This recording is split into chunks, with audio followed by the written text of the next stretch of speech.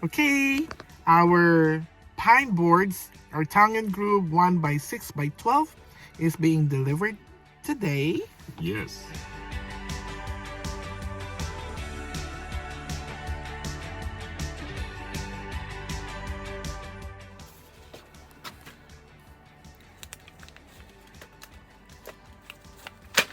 Hey guys, here are just 2 or 4 pallets I'm placing here on the ground. This is where we're going to put our tongue and groove boards. But before they can go into the cabin, we need to put them in a temporary spot here outside. And this is where we're going to put them. So I've got a couple more pallets to put down for them. And then we're going to put the boards on there as we get prepped the shed to cabin conversion. But I don't want them laying on the ground. The boards are going to be delivered today. It's 147 of them. And this is where we're going to place them temporarily until we get things prepared inside to get them acclimated. So that's one of the things we were advised to do with bringing them into the different area. So before we put them on the walls, they're going to have to sit here and get acclimated for 2 weeks. And after the 2 weeks, you'll see the next step of what we're going to do with them, okay? So we're waiting for the delivery guys from Home Depot. We got our tongue and groove there. Look at different places. I know it's a little bit more expensive at Home Depot compared to going directly to some dealers. Yeah. But Home Depot had a really good financing option, so we chose that one. Yes. And then also it was easy to deal with them actually when it comes to delivery. So we're That's just waiting. Yeah, we're just waiting for our pine tongue and groove boards, and we will be working on our sanding. And then we're going to also use Danish oil. We're going to oil them. That's right. And then once they cure, set for a day or 2, then we'll start putting them on the walls. That's and right. ceiling. So watch out for those videos. Yes. Here's our 1x6x12 tongue and groove pine boards from Home Depot.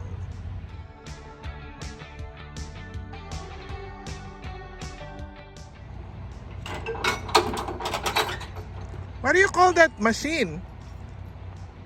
Moffett? Moffett is who makes it. What type of, is that like a pallet jack or what? What do you call that? It's a Moffett. Moffett what? It is just Moffett. Okay. yeah, it's like a forklift. Okay. Forklift. Cool.